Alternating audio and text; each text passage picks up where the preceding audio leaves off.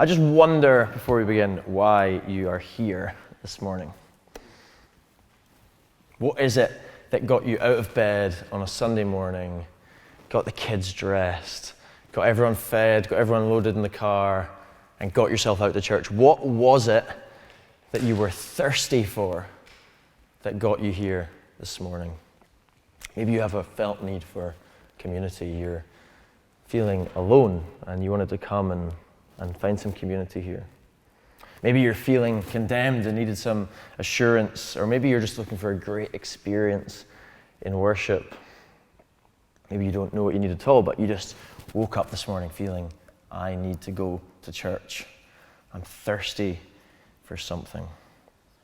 See, we do everything that we do in life as a response to some kind of thirst, right? Like, we don't do anything just because, I'll just do it. Nothing that we do is random. We do it because we know we need something. We're hardwired to thirst, literally, for water, so we drink. We're hardwired to feel hunger, so we eat. What kind of thirst is in you this morning? Hannah just read for us from John 4, which is a passage all about thirst, all about need. And before we jump in, I want to put something to you. Jesus said, "Blessed are those who hunger and thirst for righteousness." There's something in the heart of Jesus that is kind of irresistibly drawn towards our need for him, our thirst for him. Right? When we acknowledge our need and our hunger, our thirst for righteousness, as he put it, that is where Jesus loves to show up. And so, as we go this morning, our prayer is just that God would open our eyes to reveal our genuine thirst, our genuine need for him. Praying that he'd reveal to us those places where we're drinking from wells that could never quench our thirst, and that he would be gracious this morning to draw us to himself, to allow us to drink deeply from him. Blessed are those who hunger and thirst for righteousness. That's what we want to be this morning, people who hunger and thirst for Jesus. We're going to begin just by exploring the reality of this very needy woman that Jesus bumps into at a well. And then we're just going to ask, what is her truest, deepest, most genuine need? Do have John 4 open in front of you as we go. We left off a couple of weeks ago before Easter Sunday as Jesus' disciples were beginning to baptize more disciples than John was. And this caused a kind of uproar in Judea. There's this kind of new rabbi on the scene. He's beginning to gain a lot of disciples. And John the Baptist was asked about this new rabbi who's surpassing him. And he said the famous line, "I must decrease and he must increase." And so we left chapter 3 behind with this kind of sense that Jesus is about to step into the fame that he deserves. He must increase. And so here we go. Something exciting is about to happen in Jerusalem, we think. And in verse 1 of our passage, the Pharisees they begin to catch wind of this Jesus who is baptizing people. They begin to catch wind that this building Jesus movement is catching some momentum. The Pharisees, before their eyes, see John's statement coming true. He must increase. Jesus' fame is beginning to increase. And if this is a movie, the action is just beginning to heat up. We've just got past the first kind of expositional first act, and here we go. There's about to be some drama, we think. Jesus finds himself at the beginning of this chapter at the center of a religious storm brewing. If that was me, and I expect if that was you, and you knew the religious elites are starting to catch wind of who you are, starting to really realize that you are worth listening to, I would stand up before the crowds and declare once and for all, this is who I am. You would catch that lightning in a bottle. You would take advantage of the fame. But that isn't what happens at all. Verse 1, Jesus hears, the Pharisees know that my fame is increasing. What does he do in verse 3? It says he left Judea and went back once more to Galilee. Jesus, increasingly famous, leaves the place where all the spiritual excitement is. He leaves the place where all the most influential religious teachers are, and he heads back in the direction of home, to Galilee. Galilee, the land of the Gentiles, it's called, a place where really there's not much going on at all, the back end of Israel. He heads back home to Galilee. But have a look at verse 4 with me. John writes something very interesting. He says, Jesus had to go through Samaria.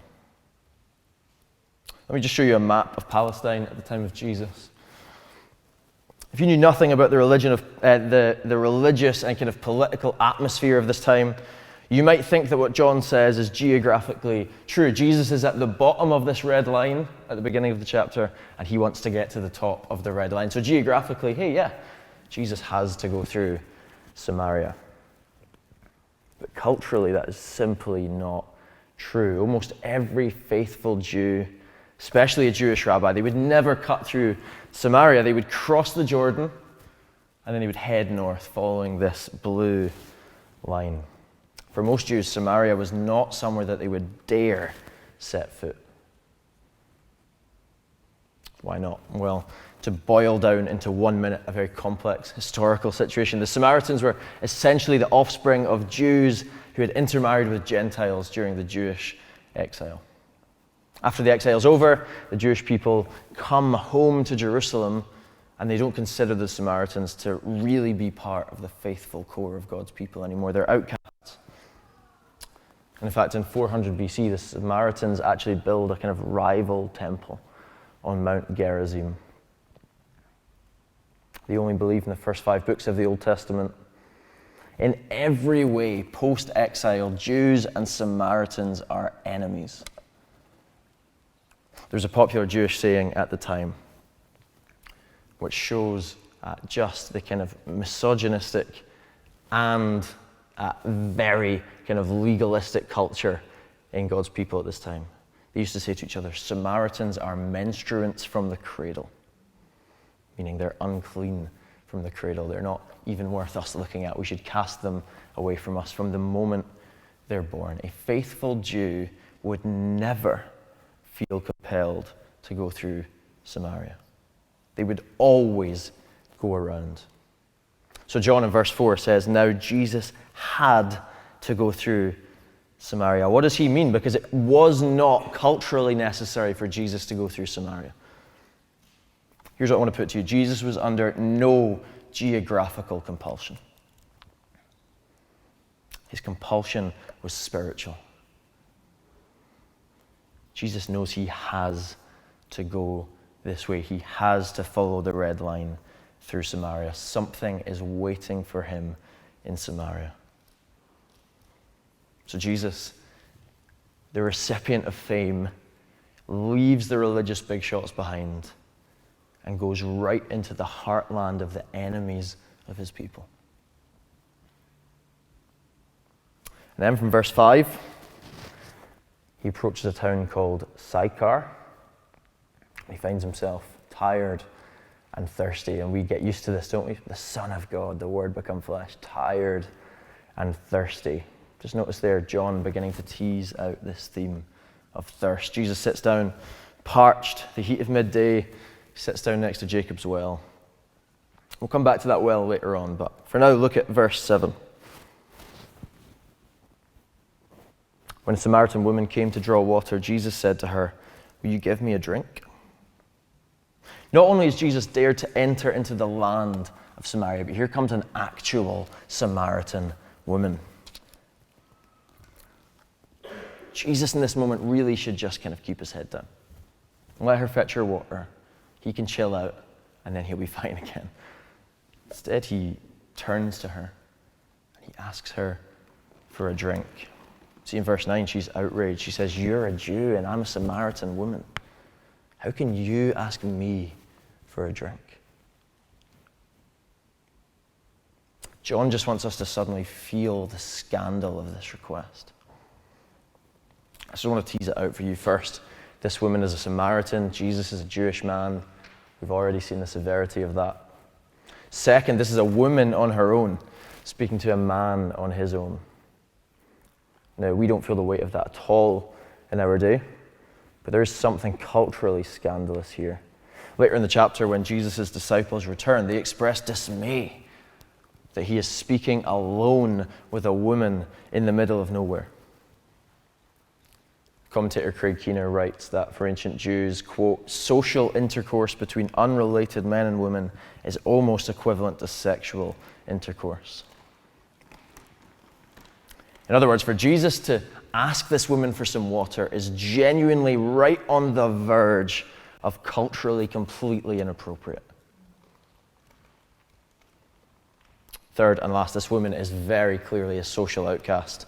There is no feasible reason for someone in the middle of the day, 12 noon, the hottest hour there is, to come away from the village on their own to fetch water. Nobody in their right mind would venture out of civilization into the desert at 12 noon. That isn't what women used to do. They would go together in community to fetch water. The only reason she is here on her own is that she has no other option. For some reason, she's excluded from fetching water with the other women. She's ashamed. She's alone in her community. And Jesus is a respected Jewish rabbi who everyone is talking about in Jerusalem. Respectable Jewish men did not sit down next to outcast Samaritan women like this. Jesus should be nowhere near her. And yet here he is. Let me just be clear, this is not that Jesus is kind enough to say, you're a woman and being a woman is very weak, let me love you. It's that Jesus looks to the social exclusion of his day and he rejects it out of hand. What does John mean when he writes that Jesus had to go through Samaria? He means that Jesus is utterly compelled to go to those that he called the least of these. His heart is unstoppably drawn towards people like this woman. We need to reckon this morning with a big question. To who is Jesus utterly compelled to go in Glasgow? If this passage is right, then it is precisely those people that are dismissed out of hand by our city. It's to the refugee family that haven't learned English yet, living in their high-rise flat, excluded, and don't know anyone. It's to those that are caught in the webs and the depths of addiction or abuse. At another level, our culture is just willing to turn a blind eye to the everyday struggle of so many people. But Jesus is not willing to do that. Jesus sees the single mum of 3 struggling day in and day out to make ends meet. He sees the loneliness of an elderly person who has lost so many people that they love. And his heart is utterly drawn towards them. It's to these people that Jesus is completely and unstoppably compelled to go. If you're a Christian and you don't share that heart, we had better get on our knees as a community and ask him to fill us with that heart. Maybe you're here this morning and you feel like this Samaritan woman. I'm lonely. I'm excluded. If this was me, I know I too would be out in the middle of the day. Maybe that's how you feel. Jesus is drawn towards you in your pain. In the Gospels, we don't just see a slight favoritism in Jesus towards the downcast. There is a landslide. Jesus is unstoppably drawn towards you in your pain. He cannot help himself but come to you and hold out his healing presence. Jesus, because of his intrinsic compulsion to go to the least of these, leaves Judea and enters Samaria and encounters a woman with, on the surface, tremendous need. But classic Jesus wants to press deeper. He's not content to say, yeah, you're lonely, let me be your friend. He wants to press deeper. He wants to press deeper with her, and this morning he wants to press deeper with us as well. Have a look at verse 10, and we'll just read again to jog our memories, verses 10 to 18. Jesus answered her, "If you knew the gift of God and who it is that asks you for a drink, you would have asked him and he would have given you living water." "Sir," the woman said, "you have nothing to draw with and the well is deep. Where can you get this living water? Are you greater than our father Jacob, who gave us the well and drank from it himself, as did his sons and his livestock?" Jesus answered, "Everyone who drinks this water will be thirsty again, but whoever drinks the water I give them will never thirst. Indeed, the water I give them will become in them a spring of water welling up to eternal life." The woman said to him, "Sir, give me this water so that I won't get thirsty and have to keep coming here to draw water." He told her, "Go, call your husband and come back." "I have no husband," she replied. Jesus said to her, "You are right when you say you have no husband. The fact is, you have had 5 husbands, and the man you now have is not your husband. What you have just said is quite true." Let's just jump in halfway and start by looking at verse 16. We'll cycle back to the earlier part of this conversation. But for now, verse 16, "Go, call your husband and come back." Just begin to get an insight here into why this woman might be alone in the middle of the day at a well. Jesus knows everything about this woman, and with no tact at all, just presses her button. "Go, get your husband." Jesus has an absolute habit of doing this. To Nicodemus in John 3, he says, "Aren't you Israel's teacher and you don't understand these things?" Sore spot. To the rich young ruler in Matthew's gospel, he says, "Yeah, you've done everything you have to do to inherit eternal life, but now go and sell everything you have and give it to the poor." "Go and get your husband," he says to this woman. He knows what her response will be. This is not him just looking to talk to the man of the house. He knows what her response will be. The reality of this woman's situation is just terrible. And it isn't necessarily her fault. Jesus lays it bare in verse 18 when he lays it out. He says, "You've had 5 husbands. And then now the man that you're sleeping with isn't even your husband." There's a kind of mixture of heartbreak and sin going on in this woman's life. For a woman in her culture to have been through so many husbands, something very wrong has to have happened. Either she has got so unlucky and been widowed 5 times, or she might have been divorced 5 times. The most likely case is she gets married, her husband realizes she's infertile, he divorces her. And that happens 5 times. Can you imagine the depth of that feeling of shame? Whatever the case, she has been hurt. And her response hasn't been to turn to God, it's been to turn to another man, to keep her heart safe by not marrying him. Some commentators wonder whether this man of hers is actually married to someone else. Either way, Jesus doesn't condemn her. He just lays it out. You've been hurt, and you've turned to sin. Her heart is a mixture of pain and sin, and the woman, when Jesus presses her button, just shirks away. She has nothing much at all to say when Jesus first asks for her husband. He's hit her sorest spot. He has identified the point of her truest, deepest need. I think John has something from the prophet Jeremiah in mind when he tells us this story. Jeremiah 2, verse 13. God speaks through Jeremiah and says this: "My people have committed 2 sins. They have forsaken me, the spring of living water, and have dug their own cisterns, broken cisterns that cannot hold water." God makes it clear throughout Jeremiah and the other prophets, we can't help ourselves but drink from the wrong source. We can't help but bow down to idols, to worship anything but God. That is the nature of the human heart. Jesus puts his finger not just on this woman's felt need, but he puts his finger on the empty broken cistern that she's trying to drink from. This is why in verse 10 he says, "You should have asked me for a drink." She doesn't get it for now, but he is just beginning to probe the depths of her thirst. 6 men and 0 satisfaction. D.A. Carson sums it up well. He says, her thirst was not for natural water, but for God.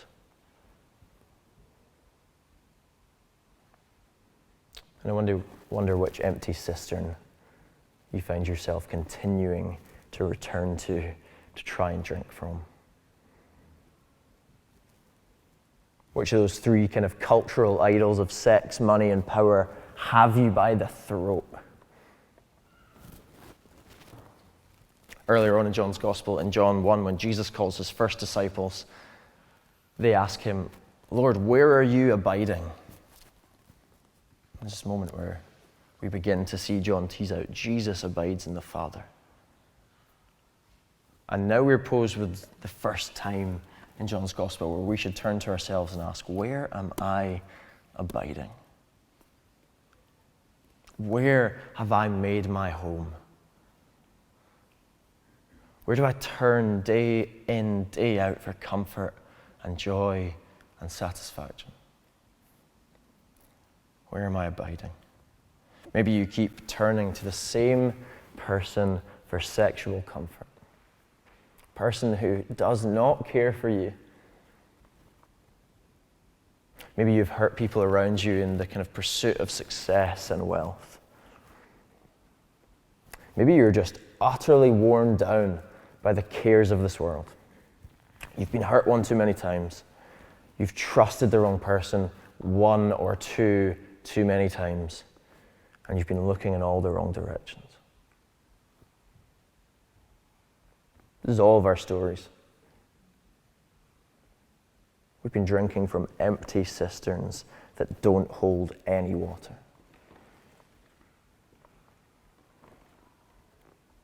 And you think, well, no, Lewis, I'm a committed Christian. It's not me. And for many of us, this is much subtler. The Puritans used to like to speak about, they called it the deadening effects of innocent delights. The deadening effects of innocent delights. They meant by that the things of this world just edge us into apathy before God. John Piper puts it this way. He says, the greatest enemy of hunger for God is not poison, but apple pie. It's not the banquet of the wicked that dulls our appetite for heaven, but endless nibbling at the table of the world. It's not just the big things. Misplaced worship looks like numbing ourselves to the goodness of God by the nonsense we keep taking in online. It looks like a seared conscience because of one too many soft-core porn scenes on Netflix. It looks like I just want to make the most of my weekends, so I'll catch up with a sermon online. It looks like an endless nibbling at the table of the world. Whatever it is, here's where we are. Our mouths are dried out. We're thirsty for God. And yet, for some reason, we keep trying to quench that thirst at broken cisterns that don't have any water in them. It's like trying to cure chronic fatigue with a Red Bull. It's going to get you through the last hour of a drive home, but it is not curative for chronic fatigue. We're drinking at empty cisterns, and our thirst is not getting quenched. You'll forgive me for quoting C.S. Lewis. He wrote this. This time I had to. Here's what he said. He said, "It would seem that our Lord finds our desires not too strong, but too weak. We are half-hearted creatures, fooling about with drink and sex and ambition when infinite joy is offered us. Like an ignorant child who wants to go on making mud pies in a slum because he cannot imagine what is meant by the offer of a holiday at sea. We are far too easily pleased. We're in a place to cycle back then and understand Jesus' words in verse 13 with more clarity. Here's what he says. Everyone who drinks this water will be thirsty again. Which water? The water of sex, money, ambition, power. You'll be thirsty again. But whoever drinks the water I give them will never thirst. Jesus is the only source of living water. He is the only one that can truly quench the thirst of our hearts. For this woman, Jesus is all she has been looking for in men. 6 husbands down. I wonder if you remember what we observed about a month and a half ago in the story of the wedding at Cana. John lets us know a strange detail. There were 6 ceremonial jars. Why did he do that? Well, we said it's because 6 is one shy of 7, the number of perfection. 6 jars, 6 husbands. And this story happens at Jacob's well. All throughout the Old Testament, women meet their husbands at wells. In Genesis 29, Jacob himself, who the Samaritans look to as their kind of source of legitimacy as Jews. Jacob comes to a well in Genesis 29 on his travels at high day, it says. And there he meets Rachel, who goes on to be his wife. Genesis 24, Isaac's servant meets Rebekah at a well. Exodus 2, Moses meets his wife Zipporah at a well. Meeting a woman next to a well is what we call a type scene. It's bog standard Bible. It's like the classic expectation that if a prince kisses a sleeping woman, she'll wake up. Ancient readers knew that when a woman meets a man at her well, she's meeting her husband. 6 husbands. And here comes number 7. The one whom John the Baptist has just called the bridegroom. Here comes the husband who will finally fulfill all the longings of her heart. The one who won't leave her. The one who won't divorce her. The one who never dies. The one who will never fail to provide for her. All that is his can belong to her, and he will take all that belongs to her. Alice read for us in our prayer meeting this morning from Song of Solomon. I am my beloved's, and my beloved's is mine. That is what Jesus holds out to this woman. Because of this 7th groom, all the desires of her heart can be fulfilled.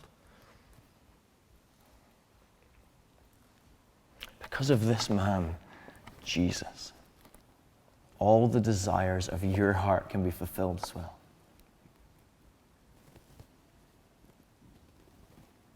Are you longing for acceptance? Jesus calls you beloved. Are you longing for wholeness? Jesus binds our wounds. We're longing for excitement. Jesus takes us on an adventure of faith that nothing can match. Jesus is the answer. No matter what you're thirsty for, it's him. He is the all-satisfying one. When you feel like the woman at the well and you want to cry out, Lord, give me this water so that I don't need to keep coming here every day to draw more. Lord, give me something so that I don't need to keep returning to this person. Give me something so I don't need to keep striving for success. Jesus looks to you and says, come to me and drink from the fountain of living waters. St. Augustine put it better than anyone else when he said, you made us for yourself, O God, and our hearts are restless until they find their rest in you. He is the only source of rest. He is the only place that our thirsty hearts will find water. He's the only one. He's the 7th husband.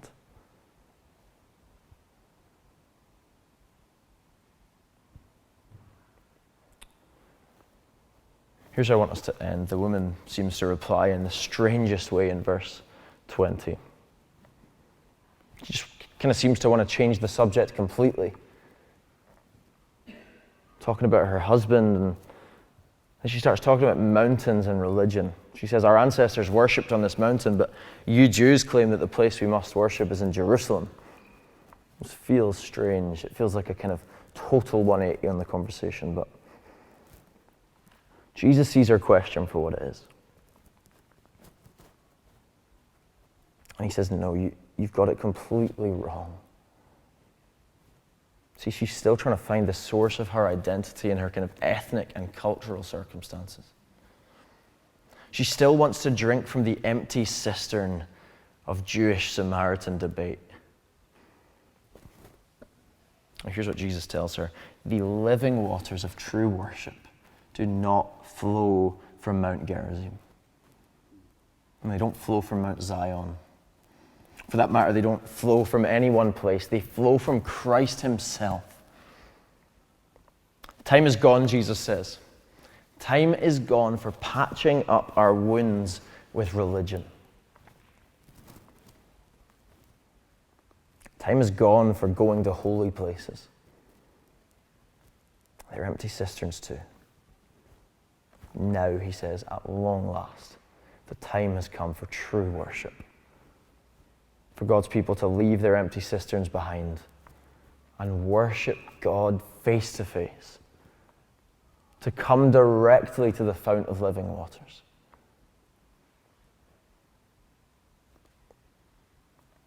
You might remember in Exodus when Moses goes up and down the mountain.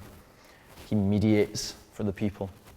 And if the people come too close, then they're burned alive. They literally can't come up the mountain. Jesus is saying, I have made a path up the mountain for you. You don't need to send Moses anymore. You don't need to come to Jerusalem and let the priests do the work. Here I am. Too many of us are content to continue to let Moses run up and down.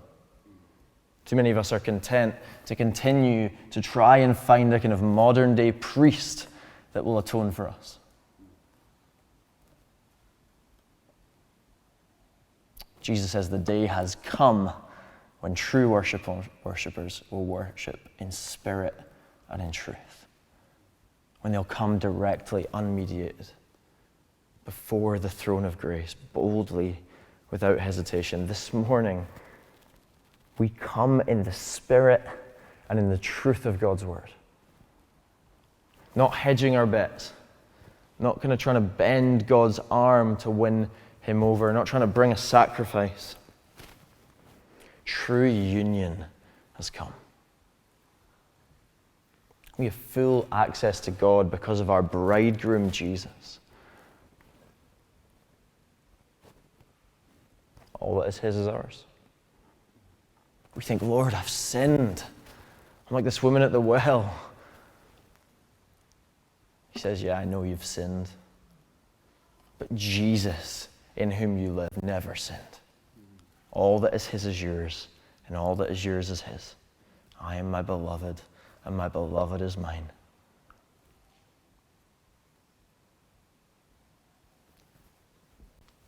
In the kingdom of God, there is no more here or there.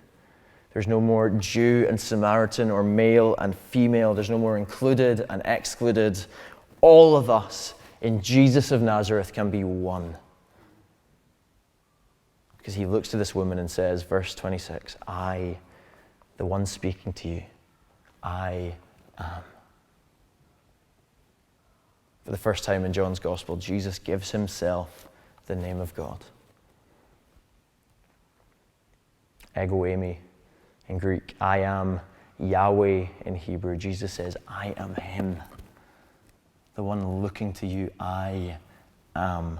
I am the God of Jeremiah, the fountain of living waters. I am the seventh bridegroom.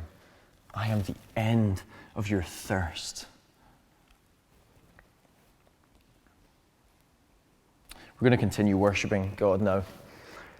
And we do so as the true worshippers that Jesus taught us the Father is looking for. does that mean? It means we do it in response to the truth of who God is, but we also do it in the Spirit. Here's what I think God wants to do this morning. I think he wants to just, by his Spirit, dig around in our hearts a little. He wants to point out to us those empty cisterns that we've been drinking from. He wants to point them out. He wants to call us to leave them behind, to come and drink deeply from the fountain of God's goodness.